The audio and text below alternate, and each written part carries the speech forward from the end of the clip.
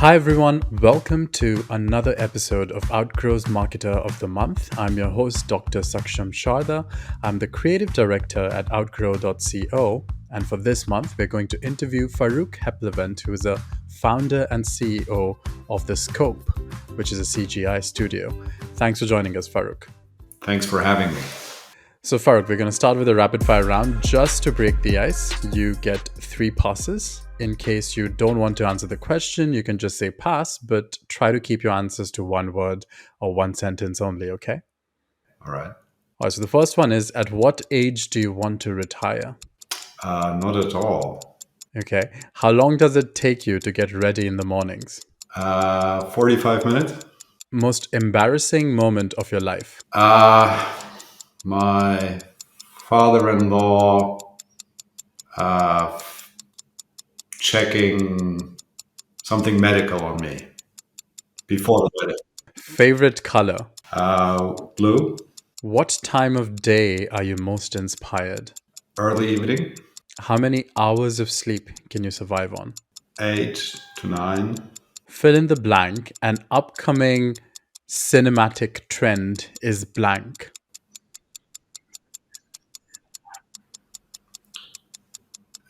Covering. Or you can say CGI trend is blank.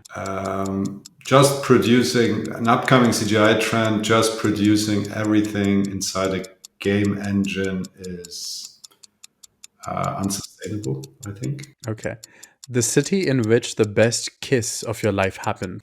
Oh, in Hamburg. Pick one: Mark Zuckerberg or Elon Musk. Zuckerberg, interestingly enough. The biggest mistake of your career. That's, there's so many, I don't know. The first one that comes to mind. Um, But you can also pass. It's okay. yeah. Okay. Next one is, how do you relax? I go for walks. How many cups of coffee do you drink per day? 10 plus, I would say. A habit of yours that you hate. I smoke, I wouldn't say I hate it. The most valuable skill you've learned in life. Patience. Your favorite Netflix show. Ozark. One word description of your leadership style. Personal. Top priority in your daily schedule. Pass. A memorable career milestone. First launch we produced in full CG. Okay. Well, that's the end of the rapid fire round. You only had 2 pass and a 1 pass, so that was very good. And now we can go on to the long form questions, which you can answer with as much time and ease as you like. Okay. The first one is, can you describe how you got involved in the world of CGI automotive content creation at the Scope? My heritage is car photography or photography. So I learned photography as an apprentice, assistant with photographers here in Hamburg and then internationally, and was working as a car photographer for quite a while. And then CGI came into the car photography world pretty early, 2005, 2006, because the car manufacturers started using CGI as a production tool very early. And essentially, I lost a job because of CGI. And then I was like, well, I need to take a look at this. Why I lost a job to CGI, started researching it. And during that time, my family was growing and I was getting a bit tired of traveling a lot because car photographers essentially are like sailors. They're out about 6 months out of the year. And, with young children, family growing, CGI looked interesting. I started Scope Studio first, working on retouching things and then, eventually getting into CGI. But that was the reason why CGI essentially came, in my awareness. So essentially, you reskilled. At what point in your career did you have to reskill into CGI, you'd say? Um, well, reskilled, or from my perspective, the job, losing a job to CGI obviously was something that got my attention. But looking at it, I also saw a lot of opportunity and creative opportunity, and this is also one of the things we're saying. It's creativity leads what we do in technology. So trying to achieve photorealism, being very quick with these things, getting to a point where you are, competing with the real shoot, which was, delusional in 2007. Let's say everything was very, very slow, but we always knew that technology is moving towards us. Right, so it's going to get better. It's going to get faster. Moore's law, the market growing, people specializing. It was somewhat clear that that is going to happen. And within the whole market space, we decided to be in the not so much on replicating cars very quickly and being very strong in the pipeline and scaling, but more on the creative side of things, so lighting, location build, which essentially by now is what makes us strong for launch projects, for example. Being able to build locations. And to what extent do you think now AI engines are going to revolutionize this field again, if at all? They will revolutionize it. What we see and what I believe is with all new technology, like Photoshop back in the day, then CGI, and now AI, develops much faster. But what it usually does is it eats the market from below, right? So it's like everything that is fairly cheap in the market already. Then AI is even cheaper, or it makes it faster. But at the same time, it helps people to do things that they have not done before. So non-customers or non-users become users. And I use myself as an example. I'm a very bad copywriter. I don't enjoy writing very much, and we looked into AI starting 2018 because AI, which then was more called machine learning in our world, has a lot of interesting things that we can use to create locations. It helps us, machines do work that are tedious for people. We always follow the idea saying, if a machine can do it cheaper and do the boring work for the smart people, then let's use that, right? Let's automate it to get back time for actual creative work. So we've been looking at it and using it for a very long time. And I did that for myself with copywriting. I use, now they're called Jasper, but in the beginning they were called Jarvis, I think. So I love it. It just, when I need to write something that is not my comfort zone, it's a huge help. And I think a lot of people do the same thing with image creation. I don't see, big companies creating backgrounds in AI on scale, but it's a great tool. Hmm. So the scope is known for its expertise in creating full CGI automotive content. Could you explain what full CGI means? Like, how does it differ from traditional automotive photography and videography? So also the full CGI, it's not one of my favorite terms, but that is the market term that everybody uses. Full CGI refers to not only the car being created in CGI, which is a digital twin that the manufacturer supplies, but also the location, the sky, essentially everything. The easiest comparison is imagining you're in a photorealistic video game and you use that to create marketing content. This is essentially what it boils down to. Yeah. And so, could you provide some examples of specific instances where full CGI has offered advantages over traditional methods in creating automotive content?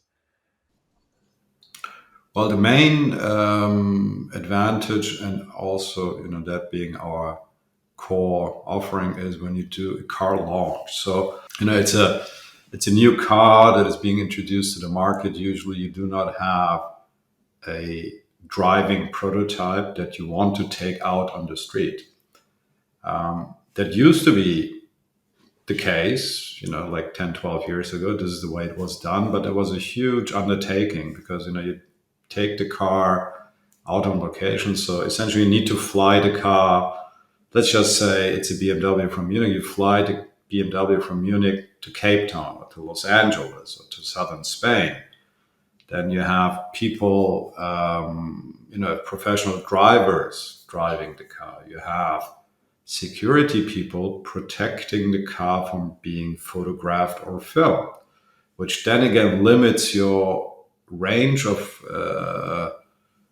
places that you can shoot in, that you can, times that you can use, especially in cities where you can operate. So it was, it makes creating assets, planning shoots very, very complex and difficult. And the moment you take it into a full CGI environment, obviously you don't have to transport the car.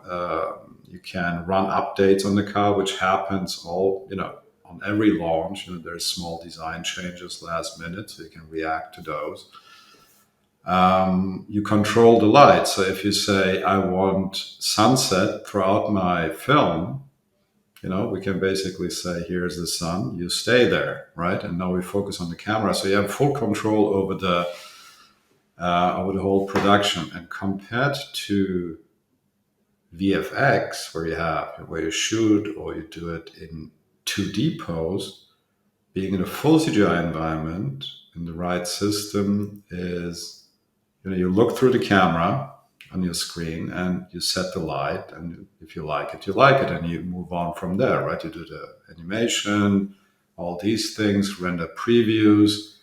You can share those with the clients, and the clients can react to an image instead of parts of an image that you describe with words. So another thing we try to achieve is what you see is what you get. So we show the client a preview render and hope to get feedback, either saying, oh, cool, I like this, or it's too bright, it's too dark, why is the sun from behind? Whatever the feedback is, but they can give us feedback on a very high level, and they don't need to break it down technically. And we don't have to tell them, oh, you should have told us before we went onto that location. Things like that. And so they give us that feedback, and we execute on that feedback and send them a picture back. And especially with international clients, obviously it helps to bridge any losses in translation that you still might have. And this is what makes full CGI production so strong creatively. So, could you share some more about the Scope City tech demo and what it represents for the scope of the CGI industry? Well, the Scope City tech demo is, in our view, building a procedural full CG city always was a holy grail of location build. COVID, as much as it was unpleasant, gave us the time and things to do because our business suffered through COVID. But working on Scope City, building that tool was great for the team. We made progress, and we created something that probably wouldn't have been created in normal production times because of COVID, we have long stretches of non-production. Financially not so fun, but for this thing was pretty helpful. And we used the time to solve a lot of technical challenges and put the parts together. And the reaction of our community was very what's the right word, was fantastic. They were, yeah, terrific and positive and supportive. And we published this last November, and over summer this year we said, okay, we realized it's such a great tool, and we cannot do all the projects that might, where Scope City might be a fantastic solution for other fellow CG artists. So we said, okay, let's find a way to make it available to other people. Worked on that technically, so we can share it without totally giving away all the secrets, but still giving artists enough room so they can produce. And the artists that we shared it with, and this is something that I enjoyed very much. You give somebody a part of a location, and they take their creative vision and do something with it that we would have never done because it's not our creative style. But it looks super cool and it's different. So we get encouraged to do that more. But in general, Scope City is a software tool essentially that we're planning to share with more and more studios and artists as we move along. And are there any future developments or applications stemming from the Scope City Tech demo that you're particularly excited about? Well, we had very, very interesting conversations from areas I didn't expect we have. From one big car manufacturer, the design and research and development people reached out, and they want to implement it into a simulator that they're using in house. So we're testing that. We had very interesting conversations with gaming companies, which we were assuming they do that themselves anyways. But depending on the tier of gaming company, it seems to be a very interesting solution for them to have access to a city building tool. So those are the surprising and exciting use cases, except for all the car things that we do anyway. So, one of your posts mentioned the use of renewable energy and AI algorithms to produce smart footage. Can you elaborate on how these technologies are employed in your production pipeline? Well, AI, in the big picture of things, it's AI, but it's a bit more machine learning, maybe when you want to be very, very precise. The smart footage approach is geared towards studios that we call them garaging studios. So there's very large CG studios that have contracts with car manufacturers, and they manage and handle all their car data. And most of them also do produce images for different use cases. And in that area of the market, being able to multiply an asset that you already have is very valuable. So let's say you have a great shot on a coastal road of one car. We can deliver that shot as a backplate HDR solution so that the garaging studio just takes another car, drops it in, renders a version of the car. A typical use case is, car color changes. And then being more specific to local markets. A good example always is white cars. When you have, in Southern Europe or in every area in the world where it's very warm, you tend to have more white cars. The further north you go, for example, Hamburg is quite far north. The only white cars that we see are craftsmen drive white cars for whatever reason. But normal people do not necessarily buy a white car because it's not, your car doesn't heat up. It rarely happens. So you have, starting with the color, you have local preferences. Then you have different trims. Then different markets have different combinations of trims and colors or sizes of cars. And the studios or the OEMs themselves can use smart footage to multiply fairly standard assets that they need with that approach.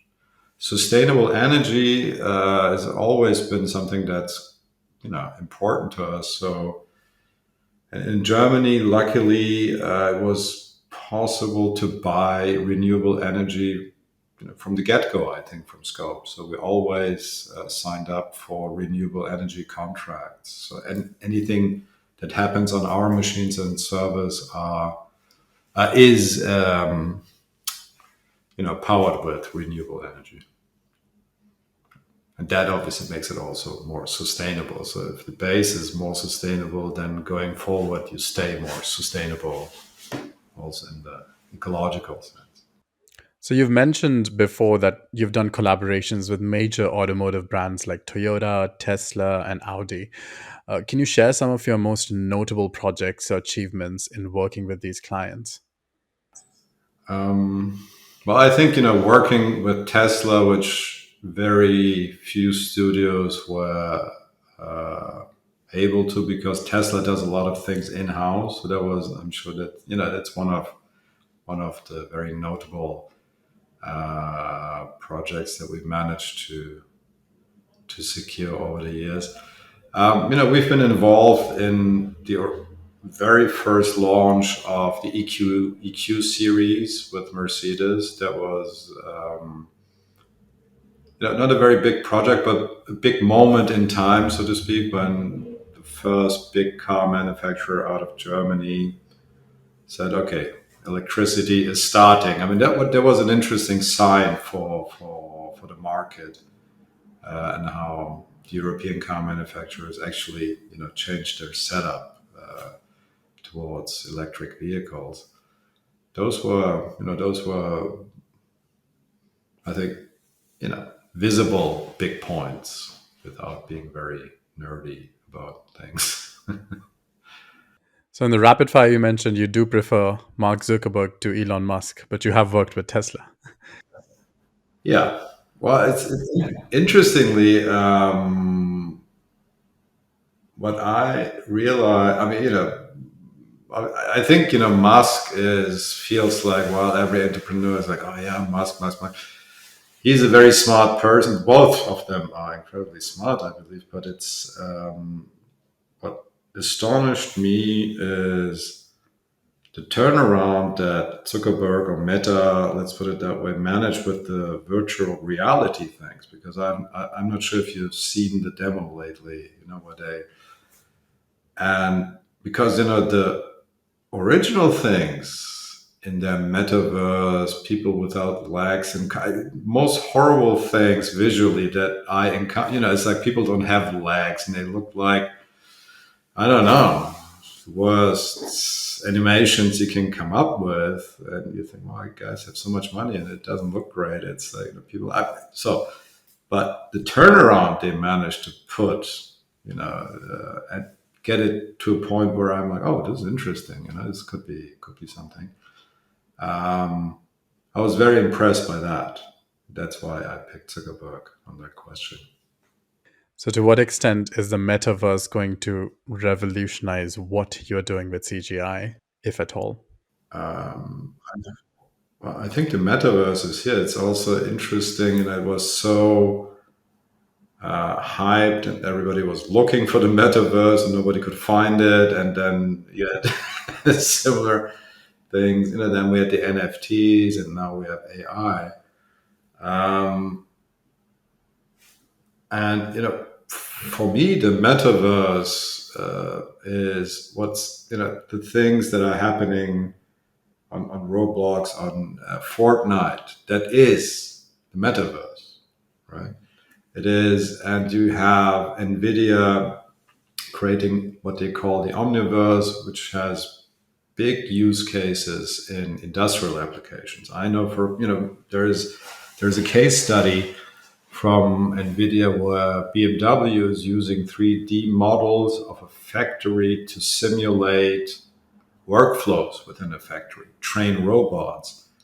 And if I remember correctly, they said they achieved a 30% efficiency upgrade, or whatever they call it, just by simulating everything.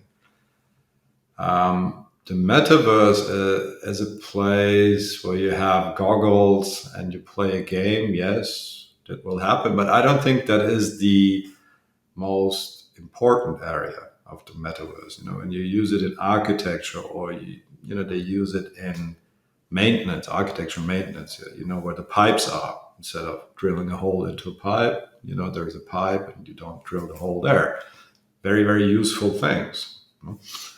I don't know, designing kitchens, designing interiors. And the development also there, the speed is very interesting, and it's going to be a bigger part of our lives. And maybe like, originally the QR codes, right? When they came out, people were making fun of it because nobody was using it. And then the moment, I think Apple made it easy to use them, boom, they're everywhere. They're helpful and they're good, right? So I think something like that is going to happen with AR, mixed reality, and that is maybe what we're going to be calling the metaverse. But again, I think it is here, if you define the metaverse as an online place where people interact with each other, because this is what online gaming does. And now it's becoming more industrial. In regards to what it means to us, if the power of the computing power for the online gaming becomes stronger, which it does, we probably will be able to license some of our locations into applications that live in a 3D internet. Starting with the car manufacturers, hopefully, because they are our clients. But again, it could be other clients that say, "Oh, I need a city, right? I need a landscape," and instead of building it themselves, developing it themselves, our hope is that they will come to us and license the locations, or have it, built for them. We supply the locations, and another company, does the interaction, the user interface, and all these things. So we see more and more specialization. Very difficult word for me, and that's going to accelerate. There's going to be more of it. Nobody will be doing everything themselves. They'll be buying parts, I think. So, what have been your key takeaways and lessons from collaborating with such prominent clients in the automotive industry? Um, well, I think so. For production, the interesting thing is the higher you are within a big system. So when you do a launch, you connect with sea level, or the environment of sea level. You do get better decisions faster, because people, the actual decision makers, look at the things and call the shots. If you do a more normal project with large car manufacturers, you just need more time, because it's going through more layers of management. The decisions are delayed. But yeah, we feel we get very clear and helpful decisions when we, talk to top tier people. Yeah. So, in your recent past, you discussed Unreal Engine's pricing model changes for non game developers. How do you see these changes affecting the CGI industry, especially in the context of automotive content creation? That's very interesting. That post got a lot of reactions, which essentially I was really just asking, because we're not using Unreal ourselves, really. So we're looking into translating the city in Unreal, because other studios are using it. They ask for it, and everybody that I know was like, "Oh, Unreal is great. It's for free. You can do this. You can do that." And when that news came out, I was like, "Wow, what does it mean for you guys?" So essentially, this is what I try to find out. For the bigger studios, it doesn't make a huge difference. I found out because they were, they already had enterprise contracts or something like that. I'm not sure if it will, the lead to single artists, smaller studios not working with it so much anymore because they need to pay the license. Then again, it's we need to wait and find out how much the license is going to be. And they already had some updates where they say, "Oh, only when you make money with it, you need to buy a license." It is a bit unclear how they're going to manage it. But in a way, up to now, they were, you know, winning market share within the marketing automotive world by obviously being for free and people could use it, and there was a lot of buzz about it. All in all, I think the automotive market or the enterprise market, as it seems to be, maybe is not as lucrative or well, it's very support heavy. I'm sure about that because it's car manufacturers. I spent a half hour talking about the reflection on the wheel, right? It's like if you imagine that happening on a software level, you go crazy. So you don't think the pricing will influence the accessibility and adoption of CGI in various industries? It doesn't seem so because they had that news out, but they say, well, if you're not using it commercially, you can still use it for free, which will make it available for single artists. And the pricing. Let's say for us as a studio, if we were to use it, obviously it's a pricing question, right? If you switch pipelines, is it worth switching from one pipeline to the other? Why would I do that if I have to pay the same amount of money? And the tools that I'm using right now are working just fine, right? So, but again, it's like with Unreal. I think their developer community is 7.5 million people. So, and it's not automotive people, right? it's game developers. So maybe the enterprise push that they have done there. Obviously, I don't know the numbers, but maybe it turned out it's better to invest more money in Fortnite, or they have this thing that people can publish islands on Fortnite, and they give you a share, revenue share. That's obviously more interesting to them than selling licenses to automotive studios, I guess. Just guessing. All right, so coming back to the scope, then, what can we expect to see from the scope in the near future? Like, are there any exciting projects or developments on the horizon that you can share about? Well, what we're most excited about is that we came to the conclusion it's sharing is caring. So we're going to start sharing our locations and interact more with the CG community and start offering our locations for licensing, which until now we have not done that because it was one of the reasons why people came and worked with us because we had the location. But we also realized we enjoy building locations, and it's and with certain things, when you do it yourself, it feels easy because you've been doing it for such a long time. But for somebody else, even if you explain everything, it's still is difficult. So we think we can be very helpful to other artists, other studios, and also find a revenue stream that is based on something we really enjoy doing and we're good at. And it starts with the city, but goes down to a nice coastal road. Sounds simple, but to have a really good coastal road that you can rely on, and you're going to get the shots, and it's built so that the car gets good light. This is what we're good at, and so this is launching that or introducing that is the next best. next big thing that we're working on. All right. So the last question for you is of a personal kind. What would you be doing in your life if not this right now? That's a very interesting question. Um, I don't know. Actually, because I'm doing what I wanted to do, it's not.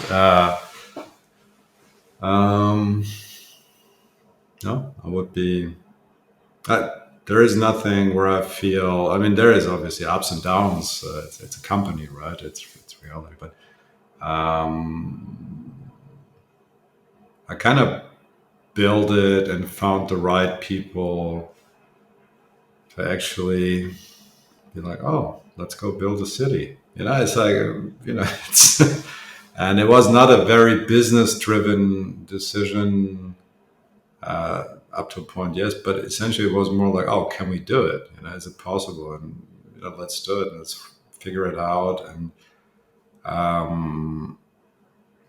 doing that with the team is fun. And now talking to the CG community, I think is also something that I started enjoying quite a bit, instead of just being like, it's awesome, it's what we do. So being more open, which is new, getting old, different.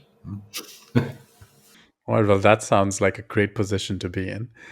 Well, thanks everyone for joining us for this month's episode of Outgrow's Marketer of the Month. That was Faruk Heplevent, who's the founder and CEO of The Scope, which is a CGI studio. Thanks for joining us, Faruk. Thank you very much for having me. Appreciate it. Check out their website for more details, and we'll see you once again next month with another Marketer of the Month.